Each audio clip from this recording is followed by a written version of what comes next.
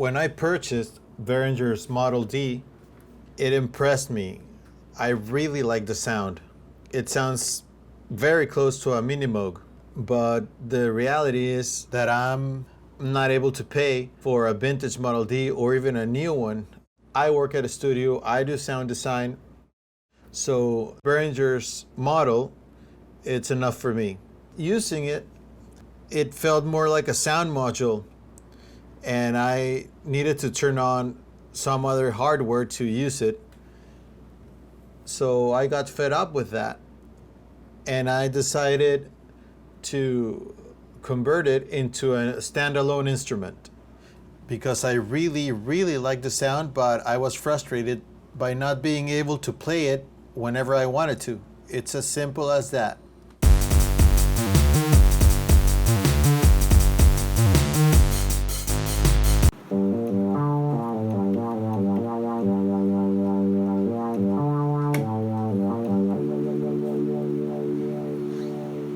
This is a Behringer Model D. I just put Velcro and took the controls out of M-Audio 02 keyboard. I like the size and everything, so I think I'll proceed to cut it and make a mini with wood. So this is a M-Audio 02. I removed all the controls that I had here on the screen, and this way it only transmits notes. So this is the MIDI brain and this is the MIDI input output. So I want to install this Model D on top of this. I think I'm gonna make a wood casing or something. I'm just still trying to figure out how to put the design, to make the design. So right now I'm laying out the components. This is the input output from the M-Audio. This is the brain, MIDI brain, and this is octave modulation pitch bend on the keyboard. So I lift it up so I can put components below, maybe a power supply or something like that. Roughly, that would be the final layout, more or less. Then I proceeded to trace the side of the Behringer, and whatever I had here, just giving it a little bit of a leeway to have a bigger piece of wood that will connect with the sides of the Behringer. So there I have it. Then I transfer it to the wood. I'm gonna see if this works. So this is a piece I cut. It's kind of rough, but I think it is a good fit. So when I put it here, it looks like a good fit. I just need to sand it down, but it works. So the hardest part, these are done, was making the holes that were precise because they need to fit inside the there. So they fit there. So it's really precise machining. So it's kind of funky because I don't have the proper tools, but it'll work. This is for me, not for sale, so this is gonna be fun. I had to do a second version because the first version didn't go all the way down. So when I mounted the synthesizer, it fell down, and the board was too short to put the components below the keyboard. So I just went and made it bigger. So the MIDI brain is gonna go here. The MIDI input output is gonna be here, and I'm gonna put the modulation wheel and pitch bend here. I already made a hole to pass the cables through there. and the keyboard's gonna sit nicely over here. And I want to put a power supply, which is just a regular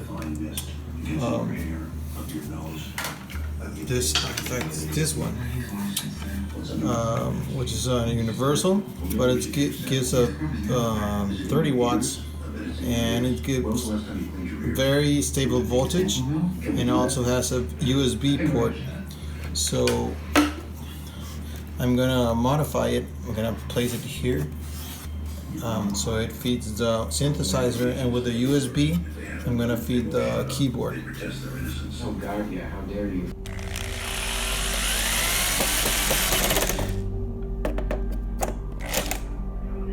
So I mounted the keyboard back, so it's that as a MIDI input, output, MIDI brain, and that part below. I put the power supply here, but not today, too tired. The modulation wheel here. So I just mounted the synthesizer here. Feels solid. I'm gonna put a finish here. I need to put the modulation wheel over here. It's like this, kind of like that, like an add-on. And we'll need to put a wood cover behind, so we'll just have the access to this, and a power cord here. But all in all, I'm happy with the results. I've been working, I don't have the proper tools, so I think I've been working like 10-12 hours today. This is how it looks at the end.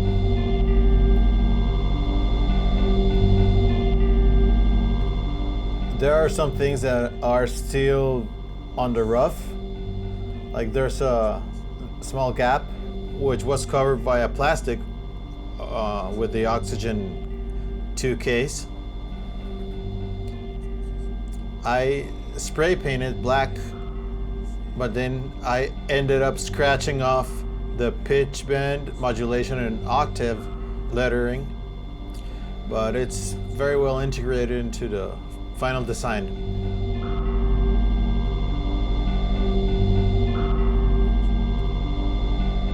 This is a back part. What I did is that I installed inside a 12-volt power supply that feeds the synthesizer, and the same power supply has a USB cord that feeds the MIDI controller.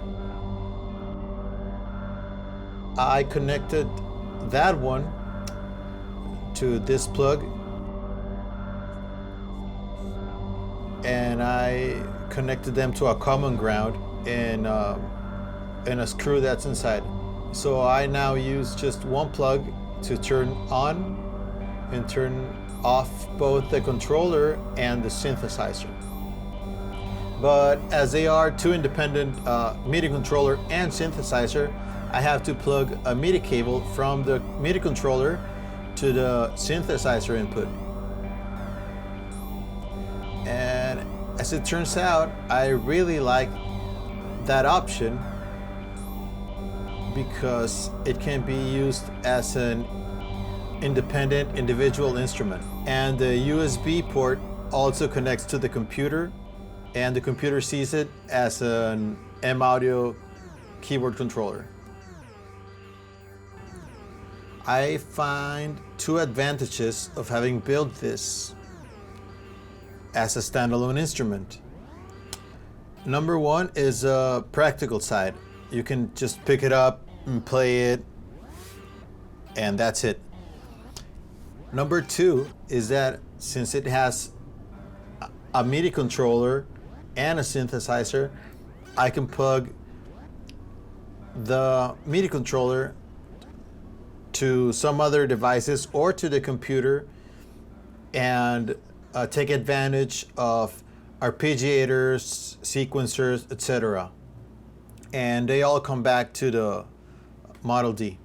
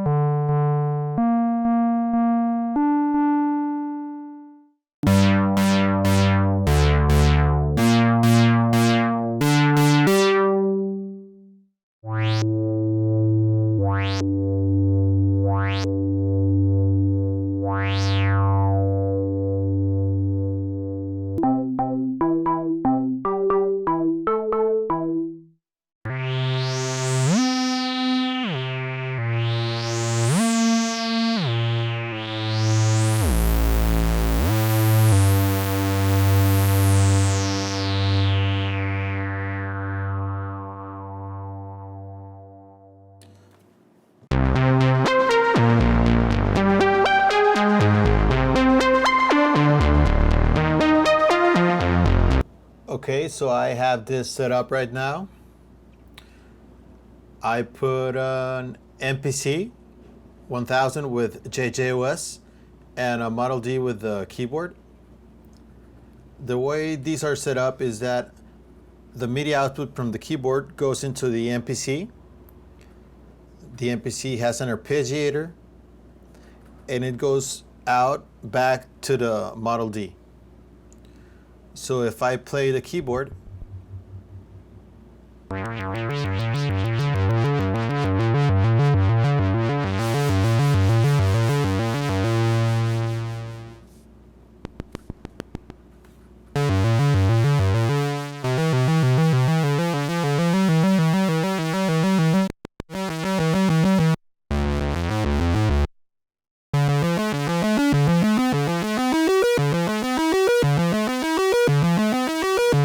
once it's configured like that, you just can go ahead and play.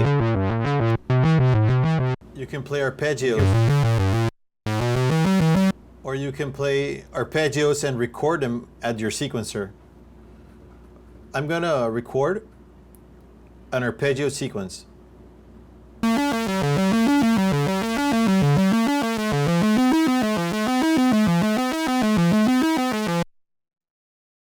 I recorded 3 bars and I'm gonna make a loop of them.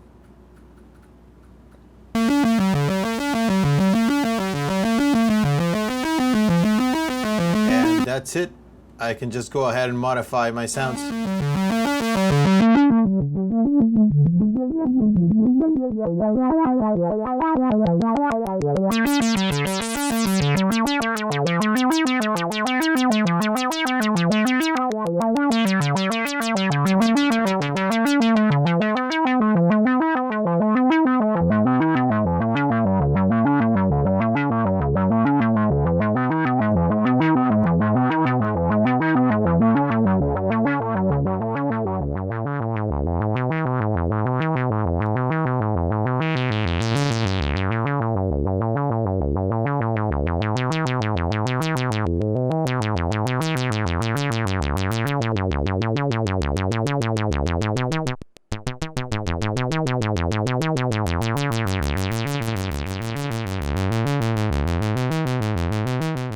And this is just for show.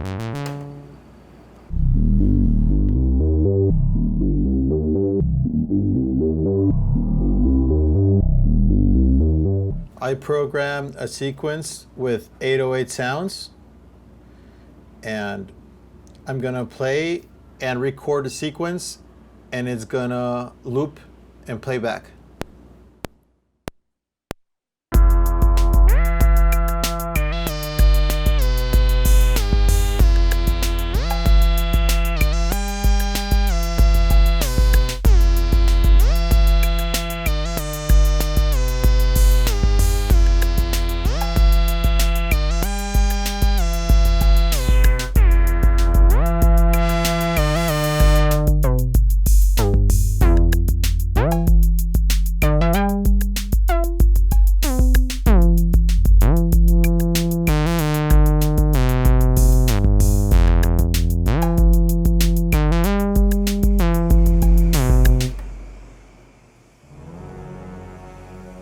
I want to thank you for staying this long and for watching till the end. And I'm going to be uploading more videos soon. Thank you.